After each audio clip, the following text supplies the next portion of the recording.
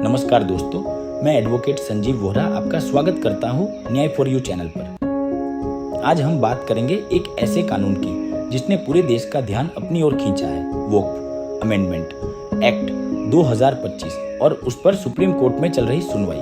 दोस्तों, वक्फ एक्ट भारत में मुस्लिम समाज की धार्मिक और धर्मार्थ संपत्तियों के प्रबंधन से जुड़ा हुआ है। पहले से मौजूद वक्फ एक्ट 1995 में संशोधन करके सरकार ने वक्फ अमेंडमेंट एक्ट 2025 लागू किया। इस संशोधन के तहत वक्फ संपत्तियों के रिकॉर्ड में पारदर्शिता लाने की कोशिश की गई। विवादित संपत्तियों की जांच और पुनरीक्षण के नए प्रावधान जोड़े गए। सरकार को अधिक अधिकार दिए गए कि वह वक्फ संपत्तियों पर निगरानी और नियंत्रण रख सके। लेकिन जैसे ही यह कानून आया, कई संगठनों और व्यक्तियों ने इसे चुनौती दी।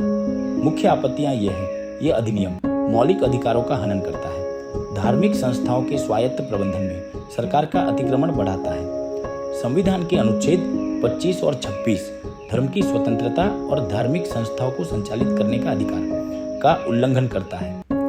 इन्हीं कारणों से इस कानून को सुप्रीम कोर्ट में चुनौती दी गई। सुप्रीम कोर्ट ने इस मामले को बेहद गंभीर मानते हुए इसे संवैधानिक पीठ के पास भेजा है। फिलहाल कोर्ट ने आदेश दिया है कि वक्फ संपत्तियों पर कोई भी नया बदलाव या कार्रवाई न की जाए जब तक कि अंतिम फैसला नहीं आ जाता। इसका मतलब है कि वक्फ बोर्ड और सरकार दोनों को यथास्थिति बनाए रखनी होगी। दोस्तों, यह केस सिर्फ एक समुदाय का मुद्दा नहीं है, बल्कि यह सवाल उठाता है कि धार्मिक संपत्तियों पर राज्य का कितना नियंत्रण होना चाहिए। क्या सरकार पारदर्शिता और भ्रष्टाचार खत्म करने के नाम पर धार्मिक संस्थाओं की स्वतंत्रता कम कर सकती है?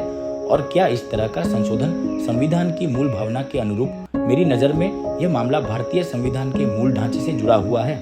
अगर कोर्ट इसे सही ठहराता है तो सरकार को धार्मिक संपत्तियों पर और अधिक अधिकार मिलेंगे।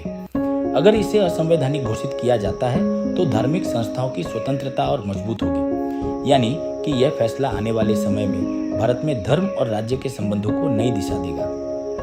आपकी राय में क्या सरकार को वक्फ संपत्तियों पर इतना अधिकार होना चाहिए या धार्मिक संस्थाओं को पूरी तरह स्वतंत्र छोड़ देना चाहिए? अपनी सोच हमें कमेंट बॉक्स में जरूर लिखें। वीडियो को लाइक, शेयर और सब्सक्राइब करना न भूलें ताकि हम आपको ऐसी ही महत्वपूर्ण कानूनी जानकारी देते रहें। याद रखिए, न्याय सबके लिए है। यही है न्याय फॉर यू।